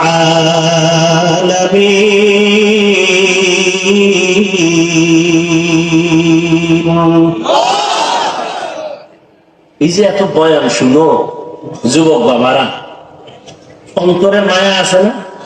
মহব্বত লাগে না? এই বয়ান তো কোরআন থেকে বলতেছি, রসুলের থেকে বলতেছি। সেই কোরআন কেন পড়ো না? কোরআনটা কেন বুকে লাগাও না? আরবের দেশে যাও, দোয়া করি আল্লাহ সবাইকে একবারও যদি হয় বাইতুল্লাহ রসুলের রওজায় যাওয়ার তৌফিক দান করেন। আমিনও কয় না, পুরাটা কও আল্লাহুম্মা আমিন। মনে চাইনি? মদিনা যাইতে পারলাম না, মদিনা দেখতে পারলাম না, মদিনা যাইতে পারলাম না। আমি অসহায় তাই এত দূরে রই, শুধু সালাম জানাই, মদিনা যাইতে পারলাম না, মদিনা দেখতে পারলাম না। আরবের ভিতরে যাও, যারা গাড়ি চালায় ড্রাইভার, ওরাও কোরআন পড়ে। গাড়ি চালক অবস্থায় চালক চালাইতেছে আর তেলাওয়াত করতেছে। মিশরের জমিনে গিয়ে দেখো, দেশ, মাঠে ময়দানে চাষাবাদের কাজ করে, জবানে সুন্দর তেলাওয়াত চলতেছে। আমার মাওলার কোরআন এত সুন্দর, এটা শুনতে যেমন মজা, দেখতেও তেমন মজা, পড়তেও তেমন মজা। কেন বাবা কোরআনটা বুকে লাগাও না? তুমি ইঞ্জিনিয়ার হও, ডাক্তার হও, কোন বাধা নাই, হও, দোয়া করি, তবে আল্লাহর কোরআনটা সিনায় লাগাইও। আজকে কি তুমি দেখো নাই ভার্সিটির ভিসি নামাজের ইমামতি করে, তেলাওয়াত না শিখলে পারতনি? তুমি ডাক্তার হও, কিন্তু এমন সাহস তুমি রাখো তুমি মুসলমান, তুমি ডাক্তারির চেয়ারে বসিয়াও যেন ইমামতির যোগ্যতা তোমার থাকে।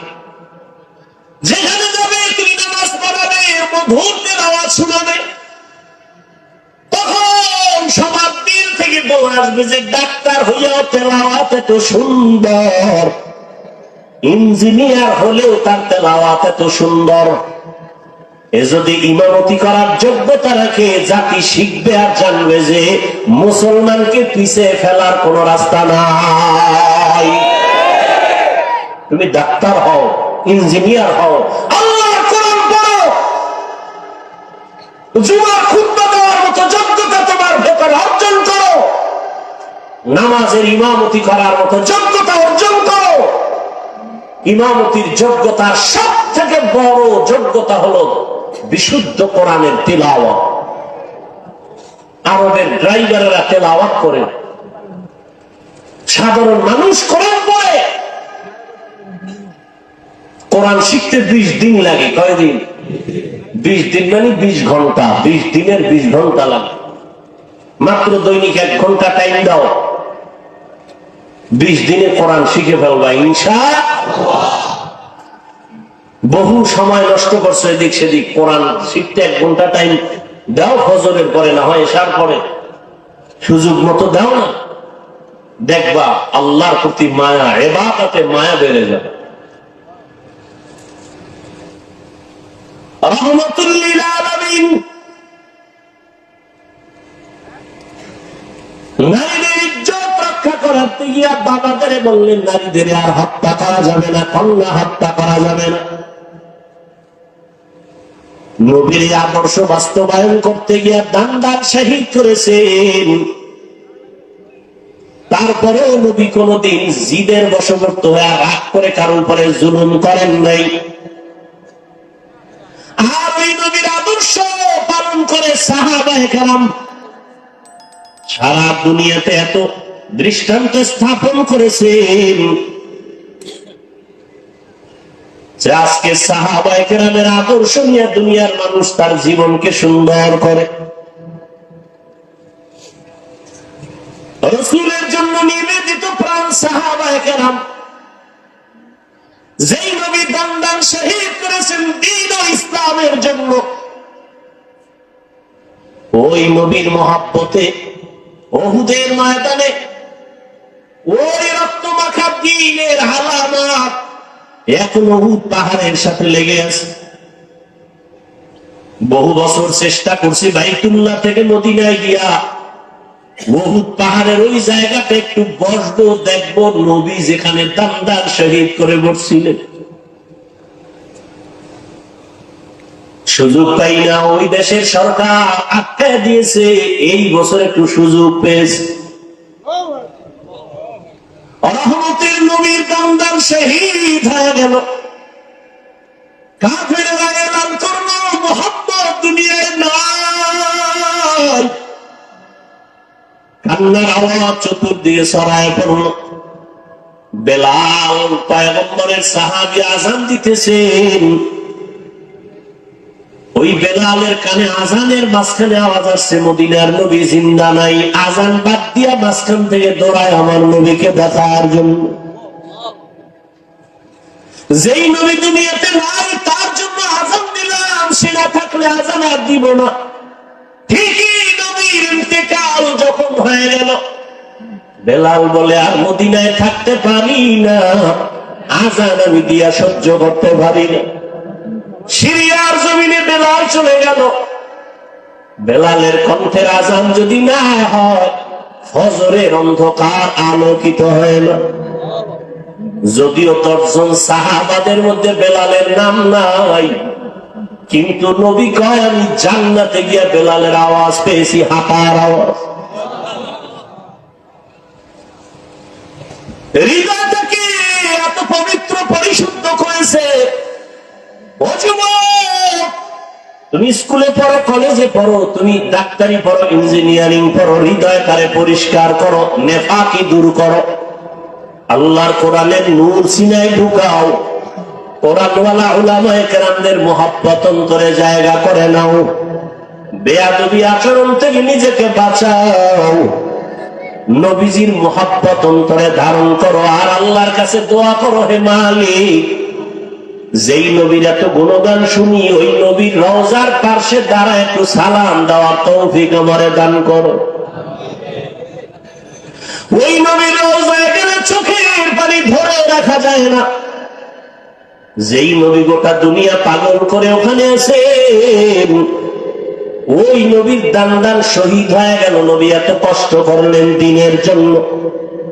উহুদের পাহাড়ের পাদদেশে নবীকে নিয়ে যখন বসাইলেন হযরত আলী সহ ভিন্ন সাহাবায়ে কেরাম, ওখান থেকে ১৫০০ বছর হয়ে গেছে, নবী নাই, এখনো মিশকের ঘ্রাণ পাওয়া যায়। ওই উহুদের ময়দানে ৭০ জন সাহাবা, এদের কবর ওখানে পাহারা দেয়। বাংলাদেশি কিছু বান্দা ওখানে আছে। উহুদের শাহাদাত বরণকারীদের এরিয়াটা বাউন্ডারি করে দিছে সরকার, ভেতরে ঢোকা যায় না। বাংলাদেশি সহ আরো অনেক আলেমরা পাহারা দেয়, ওই দেশের আলেম। একজনে সেদিন বললেন, হুজুর আল্লাহর কসম, উহুদের এই ময়দানে যদি রাত্র ২টার পরে আসে, মিশকের ঘ্রাণ বের হইতে থাকে। ওখানেই তো নবীর জন্য দ্বীনের নিসবতে জীবন দিয়েছে। রাসূলের কলিজার টুকরা চাচা বীর আমির হামজা, যার কলিজা বের করে আবু সুফিয়ানের স্ত্রী হিন্দা চাবায়া চাবায়া খাইছিল। এরা নবীর উম্মতের দল। ওই উহুদের ময়দানে পয়গম্বরের আরেকজন সাহাবী হানজালা রাদিয়াল্লাহু তাআলা আনহু বাসর রাতে চলে আসছে। গোসল না করিয়া নবী নাই খবর শুইনা হাজির। ও আল্লাহর বান্দারা, তোমার নেতার বিরুদ্ধে, নেত্রীর বিরুদ্ধে কথা বললে তুমি আন্দোলনে নামো, বিরোধিতা করো। নবীর বিরুদ্ধে কথা হয়, বলো তোমার আন্দোলন তখন কোথায় থাকে? ইসলামের বিরুদ্ধে, কোরআনের বিরুদ্ধে কথা হবে, মুসলমান আন্দোলন করবে না, ঘরে বসে থাকবে, এটা কখনো হতে পারে না। নবী নাই খবর শুনিয়া সাহাবায়ে কেরাম ঘর থেকে দৌড়ায়, হানজালা দৌড়ায়। ৭০ জন সাহাবা শহীদ হয়ে গেছে। নবী বললেন, এদের তাড়াতাড়ি জানাজা পড়ে দাফন দাও, গোসলের দরকার নাই। যেই পোশাকে তারা মরেছে, শহীদ হয়েছে, এই পোশাকে হাসরের ময়দানে উঠবে।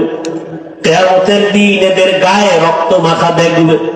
আল্লাহ ডাকবে, শহীদরা আসো, বিনা হিসাবে জান্নাতে যাও। হঠাৎ নবীর কানে একজন সাহাবীরা মহিলা এসে বলেন, ইয়া রাসূলুল্লাহ, শাহাদাত বরণকারী সাহাবাদেরকে আপনি বিনা গোসলে জানাজা পড়ায় কবর দেন। একজন সাহাবী, তারা আপনি বিনা গোসলে কবর দিবেন না। হানজালা ফরজ গোসল অবস্থায় চলে আসছেন, গোসল করে নাই, শুনছে নবী নাই, অমনি দৌড়ায় চলে আসছে তরবারি নিয়ে। নবী বলেন, খবর দাও, খুঁজো, হানজালা গোসল দেওয়া লাগবে। জিব্রাইল আমিন এসে নবীকে বলেন, ইয়া রাসূলুল্লাহ, যেই সাহাবী দ্বীনের নিসবতে আপনার মহব্বতে ফরজ গোসল বাদ দিয়া চলে আসছে, বাসর ঘরে বিবির মায়া ছাড়িয়া, ওই সাহাবীর গোসল আল্লাহ জান্নাতের পানি দিয়া ফেরেশতার মাধ্যমে করায় দিয়েছে। এ যুবক আল্লাহর গোলাম, ওই সাহাবাদের আদর্শ অন্তরে লালন করো। এখনো সময় আছে, তওবা করে নাও। বিজয়টা তোমার কেমন তুমি ভাবনি। ইমানদারের ভাবনা, বেঈমানের ভাবনা কখনো এক না। একজনে আমার মুমিনের সালাম দিয়া কয়, কেমন আছেন? বলে, আমার ইমানের হালাত ভালো, তো আলহামদুলিল্লাহ আমি ভালো আছি। আমার ইমান আমলের হালাত খারাপ, তো আমি বলতে পারি না ভালো আছে, আমি বড় খারাপ আছি। আর তোমার চিন্তা চেতনা, তোমার বাড়ি আছে, গাড়ি আছে, টাকা পয়সা, ব্যবসা ভালো, তুমি ভালো আছো। নামাজ যে পড়লা না, এই বিষয়ে তোমার ভালো মন্দের কোনো বিচার হলো না। এখনো সময় আছে, তওবা করে নাও। আল্লাহর কাছে অন্তর খুলে তওবা করো। হে মালিক, তোমার নিয়ামতের হায়াত না থাকলে বাঁচার উপায় নাই। তোমার নিয়ামতের নিঃশ্বাস যদি বন্ধ হয়, আর উঠাইতে পারবো না। তোমার নিয়ামতে যদি তুমি ঘুম থেকে উঠা না দাও, আমার জীবনে আর উঠা সম্ভব হবে না। ও আল্লাহ, জীবনটা শুধু নিয়ামত পাইলাম, কিন্তু শুকর আদায় করতে পারলাম না। হাতের শুকর আদায় করতে পারি নাই, তোমার দেওয়া চোখের নিয়ামতের শুকর আদায় করতে পারি নাই, তোমার দেয়া নিয়ামতের জবানের শুকর আদায় করতে পারি নাই, তোমার দেয়া নিয়ামত চোখের শুকর আদায় করতে পারি নাই। কোনদিন কোরআন শরীফ হাতে নিলাম না, চোখ দিয়া তাকায় দেখলাম না, জবান দিয়া কোরআন তেলাওয়াত করতে পারলাম না। জীবনে অনেক কিছু চোখ দিয়া দীর্ঘ টাইম তাকাইয়া দেখছি, কিন্তু 1 মিনিটের জন্য কোরআনের দিকে তাকাইয়া সহ্য করে দেখতে পারি নাই। জীবনে জবান দিয়া কত কথা বলেছি, মোবাইলে সারাটা রাত, কিন্তু জবান দিয়া 100 বার দরুদ শরীফের আমল করতে পারি নাই। জবান দিয়া কোরআন তেলাওয়াতের আমল করতে পারি নাই। এই হাতের দ্বারা কত লেখাই যে জীবনে লেখলাম, কিন্তু হাতের দ্বারা কোরআন ধরিয়া ধরিয়া লাইনে আঙ্গুল টেনে পড়তে পারি নাই। হিসাব মিলা দেখলাম আমার মতো নাফরমানের এই জমিনে কেউ নাই। ও যুবক বাবারা, বৃদ্ধ বাবাজিরা, পর্দার আড়ালের মা বোনেরা, আল্লাহর কাছে নিয়ামতের হিসাব কিন্তু দিতেই হবে। আল্লাহর দেওয়া নিয়ামত পাইলেন, আল্লাহর দেওয়া বাতাস বড় নিয়ামত, আল্লাহর দেওয়া পানি বড় নিয়ামত, সূর্যের আলো বড় নিয়ামত। সবকিছু ভোগ করলেন, শুকর আদায় করলেন না। আল্লাহর নবী দোয়া শিখাইছেন, যখন ঘুম থেকে তুমি উঠবা আলহামদুলিল্লাহ বলে শুকর আদায় করো। নামাজ আদায় করবা, সেজদায় গিয়া সুবহান রাব্বিয়াল আলা বলবা। আজকে ঘুম পাইয়া ঘুমাইলা, ফজরের আজান কানে আসলো, মসজিদে হাজির হতে পারলাম না। এখনো সময় আছে, তওবা করে নাও। কত আল্লাহর বান্দার খবর পাই, নিজেও নামাজে ফজরে যায় না, অনেক ভাড়াটিয়ারা যেতে চায়, গেটের চাবি দেয় না নামাজে যাওয়ার জন্য। ও হতভাগা কপাল পোড়া ঘরের মালিক, এখনো সময় আছে, পায়ে হাত রেখে বলি তওবা করে ফিরে আসো। তোমার ঘরের ভাড়াটিয়া এমন হওয়া চাই যে 5 বেলার নামাজে জামাতে যাবে। এমন একজন কর্মচারী তুমি বাড়ির মধ্যে রেখে দাও, কাজের মানুষ, যে তোমার ভাড়াটিয়াদেরকে 5 ওয়াক্ত নামাজে ডাকবে, চলো নামাজের সময় হয়ে গেছে। তোমার ঘর আমার আল্লাহর রহমত দ্বারা ভরপুর হয়ে যাবে, ফেরেশতারা পাহারা দিবে। ও যুবক বাবারা, স্কুলে পড়ো, ব্যবসা করো, মাওলার কোরআন তেলাওয়াত করো, দোকানে বসে আছো, বাজে কথা না বলে, মোবাইল না দেখিয়া দরুদ শরীফ পড়ো, ইস্তেগফারের আমল করো। পর্দার আড়ালের মা বোনেরা, ফজরের নামাজ পড়ো, সূরা ইয়াসিন তেলাওয়াত করে নাও। যোহরের নামাজ পড়ে সূরা ফাতিহা তেলাওয়াত করে নাও, বা সূরা আর রহমান। আসরের নামাজ আদায় করে সূরা নাবা তেলাওয়াত করে নেন রে মা। মাগরিবের নামাজ আদায় করে সূরা ওয়াকিয়া তেলাওয়াত করেন। এশার নামাজের পরে মা সূরা মুলক তেলাওয়াত করেন। 5 বেলার নামাজে 5টা সূরার আমল। নবীজির মোহাব্বত নিয়া ওযু সহকারে নির্জনে বসিয়া কমপক্ষে 100 থেকে 300 বার দরুদের আমল করেন। ইনশাআল্লাহ আমি চ্যালেঞ্জ করে বলবো, আল্লাহ পাক যদি কবুল করেন, দরুদের আমলের বরকতে মুসিবত দূর হবে। মদিনার রওজা বাইতুল্লাহ যেতে পারবেন, অন্তত ঘুমের ঘরে আমার নবীর সাথে মোলাকাত হয়ে যাবে। এখনো সময় আছে, তওবা করে আমার আল্লাহকে মনে মনে ডাকেন। আমার আল্লাহ তো আপনার অন্তরের দিকে তাকায় আছে। গুনাহগারেরা, কখন তুই একবার আল্লাহ বলিয়া ডাক দিবি? কখন তুই গুনার কথা স্মরণ করে 2 ফোঁটা চোখের পানি ছেড়ে কাঁদবি? ও যুবকেরা, অন্তরটা যদি একটু নরম করতে পারো, তোমার আমার মতো কত যুবকের জীবন চলে গেল। পানির নিচে যুবকের লাশ, গাড়ির নিচে যুবকের লাশ, এই আন্দোলনে কত যুবকের লাশ চলে গেল। ও আল্লাহর বান্দার, আগুনে পুড়িয়া কত লাশ চলে গেল। পানি বন্যায় কত মানুষ চলে গেল। তুমি আমি রাতের বেলা ঘুমাইবো, রাতের বেলা ঘুমের পরে সকালে উঠার কোনো গ্যারান্টি নাই। ঘর থেকে বের হয়ে যে রাস্তায় যাও, ঘরে আসার কোনো গ্যারান্টি নাই। ও আল্লাহর বান্দারা, এখনো সময় আছে, 2 ফোঁটা চোখের পানি ছেড়ে গুনার কথা স্মরণ করে তওবা করো। মনে মনে আল্লাহকে বলো, আল্লাহ তোমার কোরআনটা বুকে লাগায় জবানে তেলাওয়াতের তৌফিক দাও। স্কুলে পড়ো, কলেজে পড়ো, চাকরি করো, বাধা নাই, কোরআন তেলাওয়াত বন্ধ করবা না। মনে মনে আল্লাহকে বলো, আল্লাহ আমি স্কুলে পড়ার কারণে কোরআন থেকে অনেক দূরে সরে গেছি, আজকে থেকে আমি চেষ্টা করব তোমার কোরআনটা শিখার জন্য, তেলাওয়াতের জন্য। ও আল্লাহ, আমি স্কুলে পড়িয়াও নামাজ আর ছাড়ব না। আয় আল্লাহ, জবানকে হেফাজত করব। তোমার মতো কত যুবক স্কুল কলেজে পড়িয়াও নামাজ ছাড়ে না, তেলাওয়াত করে, নামাজ পড়ায়, তুমি কেন পারবা না রে বাবা? তোমার মতো কত যুবক জেনারেল লাইনে থাকিয়াও ব্যবসা চাকরি করিয়া নামাজ ছাড়ে না, দাড়ি কাটে না, তুমি কেন পারবা না? আল্লাহর কাছে তওবা করো, চোখের পানি ছাড়ো। চোখে যদি পানি না আসে, নবী বলেন কান্নার বাহানা করো, তাতেও বড় সওয়াব। কারণ দুনিয়াতে ঘরে আগুন লাগলে পানি ছাড়া যেমন ঠান্ডা করা যায় না, গুনার কারণে যদি জাহান্নামের আগুন জ্বলিয়া উঠে, চোখের পানি ছাড়া ঠান্ডা করা যাবে না। চোখের পানির বড় দাম। রহমতের নবী নামাজে সিজদায় পড়ে কান্নার আওয়াজ, হাসরের ময়দানের ভয়ে নবী কান্নার আওয়াজ। আম্মা জানা এসে বলেন, নবী আপনি কাঁদেন কেন? নবী বলেন, কিয়ামতের দিন সূর্যের গরম আমার উম্মতেরা কেমনে সহ্য করবে? আমার উম্মতেরা গুনার কারণে জাহান্নামের আগুনে কেমনে জ্বলবে? ও যুবক, আমার মাওলার কোরআন মিথ্যা মনে করিও না। ওই কোরআনে গুনাহগারের জন্য জাহান্নাম আল্লাহ স্পষ্ট বলেছেন। বাবা, তুমি কোরআনটাকে যদি সত্য মনে করো, গুনাহগারের জন্য জাহান্নামে কথাটাও বিশ্বাস করিও। তুমি যদি গুনাহগার হইয়া তওবা না করিয়া কবরে যাও, তোমার কবর জাহান্নামের টুকরা হয়ে যাবে। কিয়ামতের ময়দানে তোমার হাতে জাহান্নামের হ্যান্ডকাপ লেগে যাবে। ওই আগুনের ভয় অন্তরে জমা করিয়া 2 ফোঁটা চোখের পানি ছাড়ো। যদি কান্না না আসে, বাহানা করো।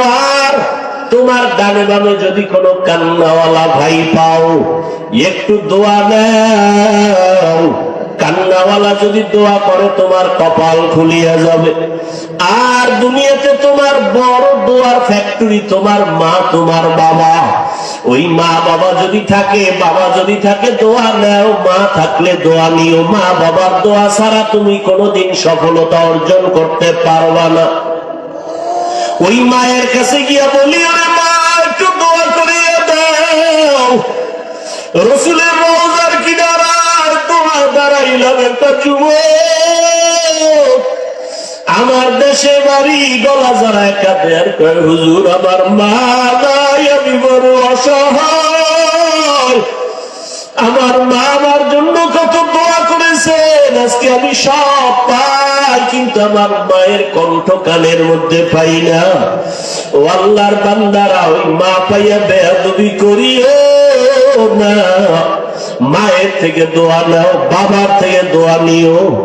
এমন মা বাবার দোয়া ছাড়া তুমি পরীক্ষায় ভালো নাম্বার পাও নাই। মা বাবার দোয়া ছাড়া তুমি সম্মানের জায়গায় আসতে পারো নাই। ওই মা বাবার জন্য কলিজা ভরে দোয়া করো। বেঁচে থাকলে মাকে বলিও, মা কত অজান্তে বাজে কথা বলছি, তুমি কষ্ট পেয়েছো, আজকে মাফ করিয়া দাও। আমি গুনাহগার হইয়া কবরে যাব না, তুমি দোয়া করো, আমি তওবা করতেছি। আর নামাজ ছাড়বো না, দাড়ি কাটবো না, বেপরদায় চলবো না, কারো সাথে খারাপ ব্যবহার করবো না। নবীজির তরিকা মেনে মা বাবা তোমার দোয়া নিয়া, ওলামায়ে কেরামের পরামর্শ নিয়ে চলবো, বিরোধিতা করবো না।